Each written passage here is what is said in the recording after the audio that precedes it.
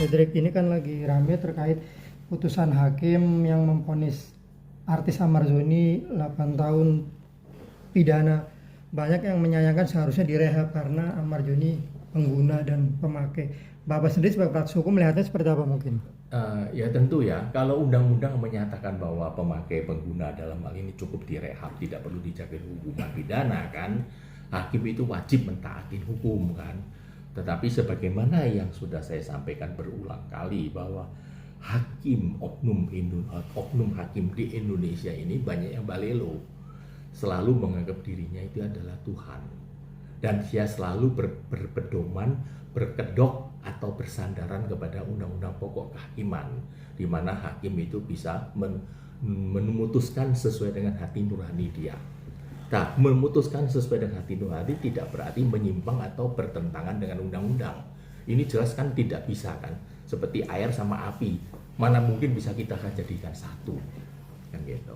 Ya, sebagai seorang hakim yang berprestasi atau dalam hal ini yang sudah cukup berpengalaman, kalau bila dia tidak mengikuti atau menyimpang dari undang-undang, memang masih mempunyai upaya hukum kan, dia bisa banding kan gitu kan, atau dia bisa kasasi.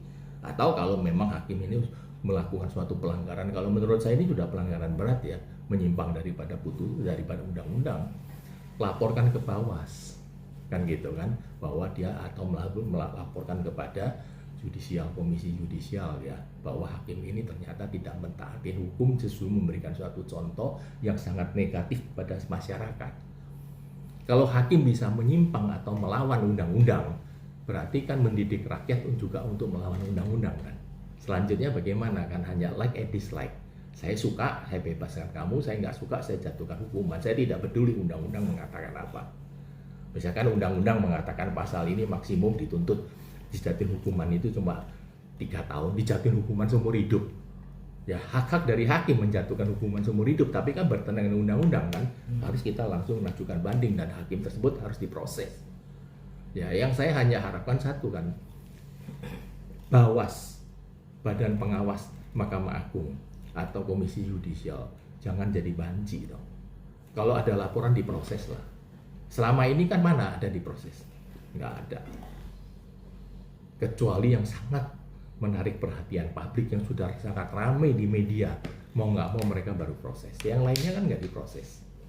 Selalu alasannya nanti ujung-ujungnya apa? Setelah dilakukan pemeriksaan tidak terbukti. Selalu begitu kan? Ujungnya itu kan melindungi sesama korps. Nah itu yang tidak baiklah. Harusnya orang itu bisa dalam hal ini merubah suatu kebiasaan yang bersifat bejat ya. Kan saya bilang bejat ini karena kan suatu kebiasaan yang tidak benar, melindungi sesama korps itu kan tidak diizinkan oleh undang-undang kan. Kalau semua dilindungi ya kita nggak perlu ada undang-undang dong.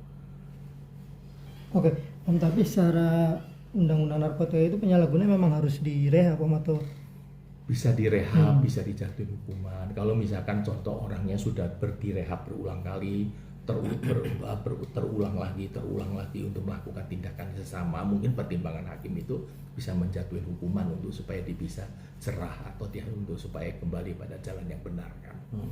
Saya tidak membaca isi putusan pertimbangan hakimnya bagaimana, tapi secara garis besar saya menyatakan bahwa segera melakukan upaya hukum banding atau kasasi atau mengajukan suatu PK kalau sudah putusan kasasi. Saya tidak tahu ya proses sampai di mana. Kedua juga dalam hal ini laporkan majelis hakim kepada Bawas kepada sama Komisi Yudisial. Tapi ya siap-siap aja mereka itu terima laporan juga biasanya itu nggak pernah diproses gitu. Terkait penempatan di Nusa Kambangan itu sebenarnya wewenang siapa Om? Artinya Dirjen 100%. Jadi Dirjen punya hak untuk menentukan dia ditempatkan dimanapun di seluruh Indonesia. Itu sepenuhnya wewenang Dirjen. Tidak bisa diintervensi oleh siapapun. Tapi bukan berarti itu final.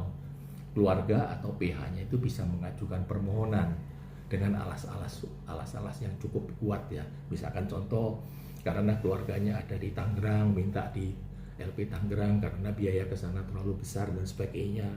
Atau kemudian mungkin ada satu sakit yang perlu dokter spesialis, di mana dokter spesialis yang lebih banyak di Jakarta daripada yang di sana kan gitu kan.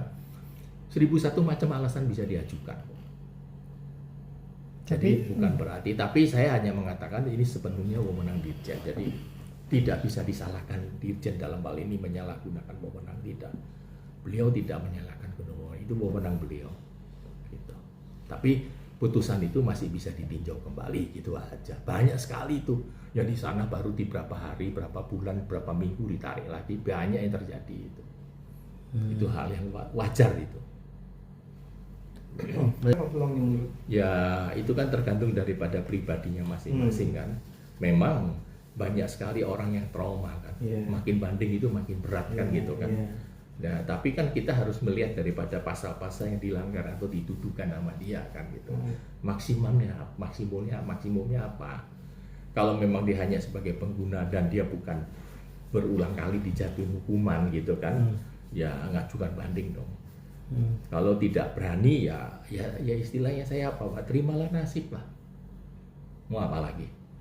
Om banyak menyarankan kan PK Om ya. PK kan itu kan kalau sudah putusan berkekuatan hukum tetap ya. Iya. Sudah inkrah. Ini sudah inkrah belum? Saya kan belum tahu. Artinya ini putusannya udah inkrah belum? Belum banding, Baru putusan iya, banding. baru putusan. Barusan pengadilan. Sehingga dalam hal ini kalau dia banding atau dia tapi sudah lewat 14 hari. sudah Berarti dipastikan sih sudah nggak banding. tidak banding ya berarti inkrah dong. Inkrah Iya. yang wewenang sepenuhnya daripada Dirjen Pas. Kalau banding itu wewenang daripada jaksa. Jaksa yang minta menempatkan di mana gitu. Maksud saya masih ada keupayaan seorang Ahmad Marzoni untuk statusnya dari 7 tahun mungkin berkurang atau mungkin Kalau dia yakin tidak salah ya dia harus berani dong ajukan banding dong. Kan tidak semua hakim itu matanya buta atau hatinya itu busuk. Kan gitu kan. Sejelek-jeleknya hakim di Indonesia adalah berapa orang yang masih hatinya nuraninya masih benar lah. Masih taat pada hukum.